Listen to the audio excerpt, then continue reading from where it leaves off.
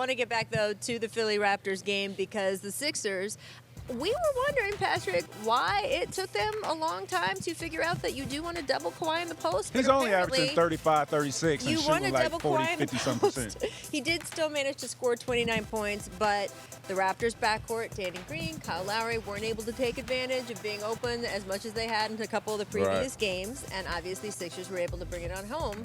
Do you think this is still going to work in Game 7, or do you think that the Raptors are going to adjust, plus home teams, as we discussed, Game 7, role players feel good? I feel like if Kyle Lowry doesn't step up to be Kyle Lowry that we know he can be, right, they will always have a problem. No matter what you do with Kawhi Leonard, or no matter who the other pieces are, like, we need to see Kyle be Kyle. Yeah. Shout out to Sixers for doing something different in terms of guarding Kawhi because he was killing you guys. Had you did this early in the series, you probably won't be going to 7 games.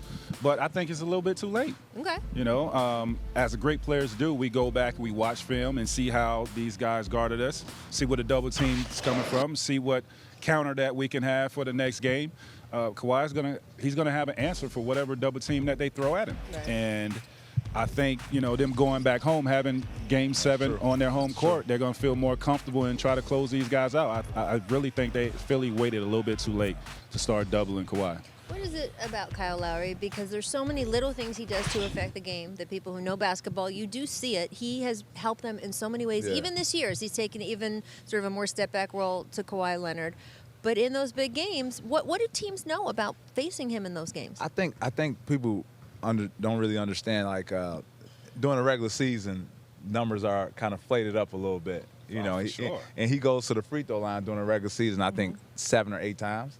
And you're not really going for that in the playoffs. So you take 7 points off of that. Right. And, you know, I kind of, you know, the dark cloud behind you of not performing in the playoffs before, mixed all that in. It's, you know, it's tough for him. But he has to play well. For them to be successful, he has to play well. Where's the pressure in the regular season? Right. Wow. Where's the pressure in the regular season? You could get away with playing, you know, loose in the regular season. You can't get away with playing that style in the playoffs when a team is preparing for you, and it's a great team and great defenders that will see you every possession, every single night. Over and over. Over and over. What is it, and let's take it away from Kyle, but look, we talked about the pressure in this building. Yes, ma'am. And guys, tonight, knowing if things don't go well, they could get tight. What do you do as an opponent? Because you are the best in the league at this, of working on a guy's weaknesses. What are the little things you say or do to him during the game to get that mental thing, to get in his head?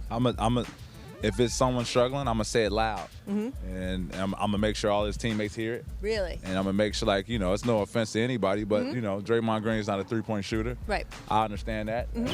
I made that known when we played him. So what do you say? Shoot. Let him shoot. Right. Rebound. Like, stuff like that. That kind of, you know, you shoot it next time, you kind of pump fake. It's just the mental things. So, we used to do the same thing. A guy that could, but not let him shoot, start the break. Right. That's what we used to yell. Oh. So I'm going to give you that. Start the break. I like that one. Like that messes with your mental. Yeah, it does.